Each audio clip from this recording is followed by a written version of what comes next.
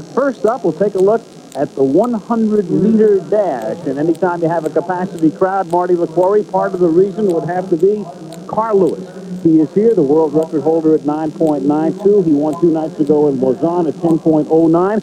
What sort of shape, what kind of condition is Carl Lewis in tonight? Carl is running very well. In his first race, he won the American Championships in a faster time than he ran all of last year. You mentioned he ran fast and won in Lausanne 2 nights ago. And he has the one man in the world next to him, Linford Christie of Great Britain, who is probably his equal in speed, technique, and experience. So he'll get Carl's adrenaline going.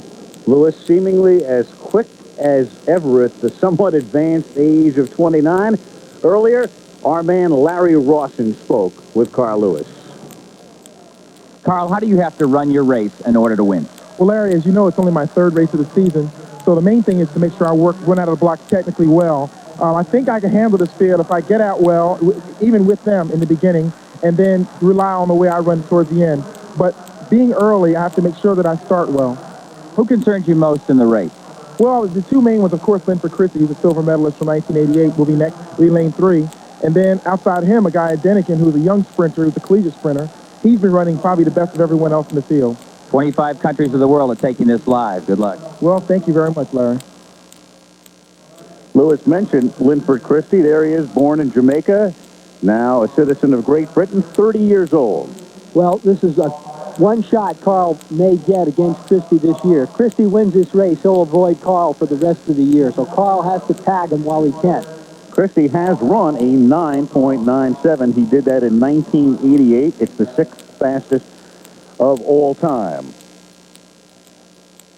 Daron Council of the United States, living now in Gainesville, Florida, attended Auburn. He's 25 years old. He won at Helsinki on the 27th of June in a time of 10.31, but it would be quite an upset if Council were to win here. Well, he's one of the 2 men in the field who seem to be on top of their game, running personal best in the last couple of weeks. It's a little cooler here than Carl's used to in Houston, and last year he was upset here, and they're thinking that Adeniken here or Daron Council, who have been in Europe longer, may run better in these cool temperatures. Adeniken, as you saw, from Nigeria, but no stranger to U.S. track fans. He's a sophomore at the University of Texas at El Paso. Field of 6. Council in lane 1, then Lewis in lane 2. Next to him, Linford Christie.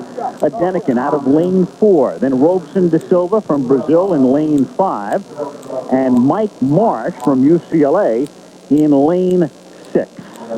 And if you had to handicap this race, and there are the marks, the world and American records, Lewis at 9.92, and of course you must keep in mind the best marks for Ben Johnson have been expunged. And the European press in the press conference gave Carl a little bit of a nudge about that. They asked him if he really considered himself the world record holder. Of course, Carl would love to erase any marks that Johnson had done. Again, if you had to handicap this race, no doubt Lewis would be the favorite. Then you'd have Christie and Adeniken, then Council perhaps 4th, followed by Da Silva and Marsh. Carl Lewis, not only a noted sprinter, but a noted author as well, with the release of his book recently, Inside Track, which has gotten more than a little attention in the world of track and field. And there it is, and he pulls no punches. He said he's going to have to pull no punches at the start here. He knows he needs a good start. He's really got to focus on the starter's gun. And although Carl has 10 of the 20 fastest times in the 100 meters ever, this is his 2nd best event. You have to remember that.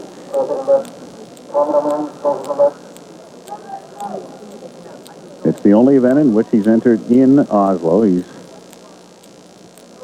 not participating in the long jump here. In the long jump, he hasn't lost a competition since 1981.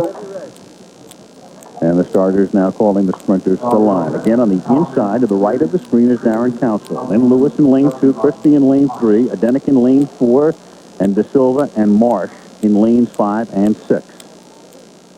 I would be surprised if we don't see a false start from lane 5 or 6. This is not collegiate competition. You're allowed a false start. And Marsh, who finished last in a race just 2 nights ago, needs a flyer to be in contention.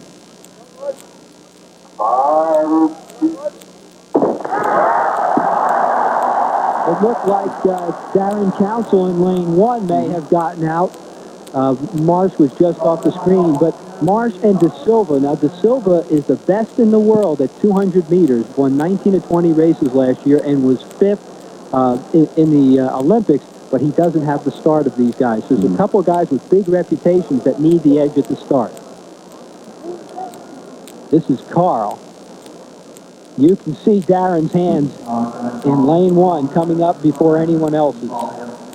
But I believe Marsh was out pretty quickly also. And you can see how close Marsh is to the stands. You are right up next to the stands in lane 6, and that's part of the beauty at Bislett Stadium in Norway. The crowd right on top of the athletes.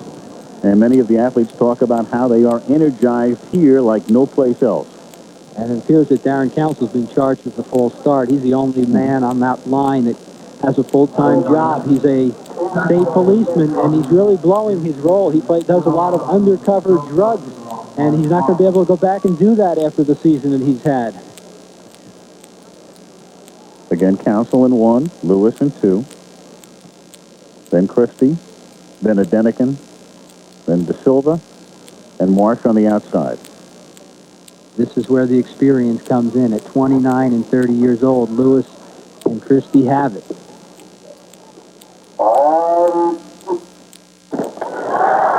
And this time it is a fair start and a great start for Adeniken in lane 4. Here comes Christie. Here comes Lewis as well. It's going to be very close at the finish, and it's a blanket finish. I think Lewis may just have gotten it in front of Adeniken and Christie. But Adeniken got off to a good start, and Christie came up in lane 3, and it was Carl Lewis very much in the photo at the end. And looking back, and Carl Lewis now acknowledging the fact that he apparently has won the 100-meter dash in a very, very close finish. Well, if Carl had his hand up, he could see something that I could not see. At the start, Christie, just on Lewis's left, stumbled a little bit, and in white, Adeniken was out very well. It is a very even race. And at 80 meters, where Carl usually blows away from everyone, it looked as if he almost stumbled. He's almost out of his lane here, and he just did not turn the jets on as he usually does. It really came down to the lean, and Carl, I think it may have been Christie. Now that you take a look at it from this angle, still nothing official. Let's look at which side, if Carl's eyes went to the right. He's looking straight ahead. I don't know how he can think he won the race. His nose was down trying to win it on the lean. Unofficially, the time, 10.28, and that which is very slow for this field. One of the slower ones for Carl. He ran 10.05 and 10.09 this year, but it's cool here. It's 20 or almost 30 degrees cooler than he's used to in Houston, or the conditions he ran in at the American Championships. Nothing official yet, but at least the florist thinks he has won. As Lewis takes a victory lap with the bouquet. Interesting, they knew they were in a tight race. Not one of the 3 guys in the middle of the track let their eyes wander to the side. It was 100%, and I would say that Adeniken in the far left in the white, maybe it's because he's got all white on, and it sure shows up well. It's the torso, it's not the head. Christie's shorts, the blue shorts.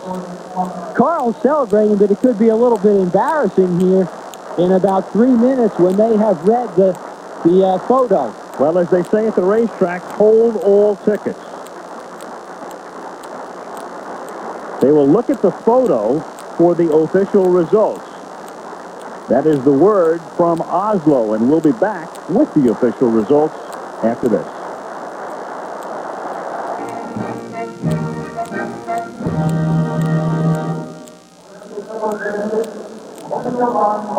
Al Michaels back in Oslo. Not the fastest 100 you'll ever see, but it had to have been the closest. Carl Lewis is the winner. His time, 10.26. Christie was second. His time was 10.27.